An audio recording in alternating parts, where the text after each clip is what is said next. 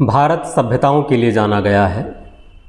बहुत सारे आविष्कार विदेशों में हुए होंगे, पर सभ्यता, संस्कृत, धर्म और अध्यात्म यह भारत को सर्वोच्च पद पर रखते हैं। हाँ, भौतिकता की दुनिया में या भौतिकवाद जब से बढ़ा है तब से भारत के लोग भी इसको इनकार कर रहे हैं कि क्या होगा, धर्म अध्यात्म से क्या ही होना है। ठीक, चीन वहाँ जा रहा है, रूस वहाँ जा रहा है, अमेरिका वहाँ जा रहा है, हम कहाँ जा रहे हैं। आपकी बात सही है, भौतिकता को भी सम्मान देना होगा। अध्यात्म बहुत ऊंची चीज़ है, लेकिन जीवन की ज़रूरी आवश्यकताओं में भौतिकता पर जोर देना आवश्यक हो गया है समय के साथ, और पहले भी होना चाहिए था, जो हमने उसको कम महत्व दिया।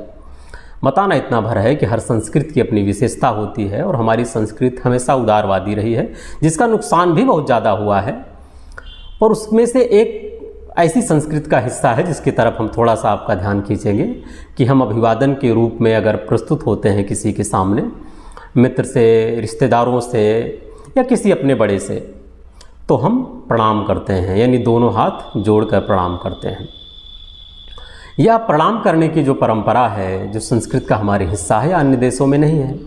अन्य देशों में या तो एक हाथ बढ़ा करके हाथ मिलाते हैं या फिर एक हाथ से झुक करके सलाम करते हैं, यानी दूसरा हाथ हमेशा खाली रहता है। यह दूसरा हाथ जो खाली रहता है वह हमेशा खाली हो, यह आवश्यक नहीं है। उस दूसरे हाथ में कुछ भी हो सकता है, दूसरी मनोभावना भी हो सकती है, यानी उसमें बंदूक भी हो सकती है, उसमें खंजर भी हो सकता है।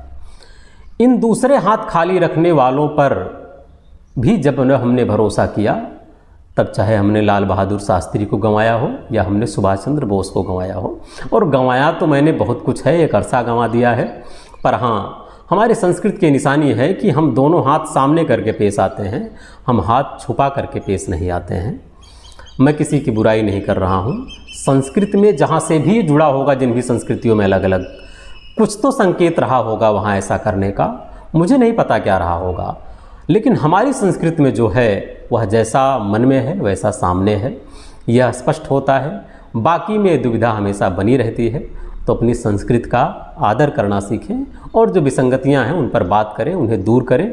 जो दूर करनी हो, जो कुरीतियां हों, उन्हें सहजता से स्वीकार करें, उन पर बात करें।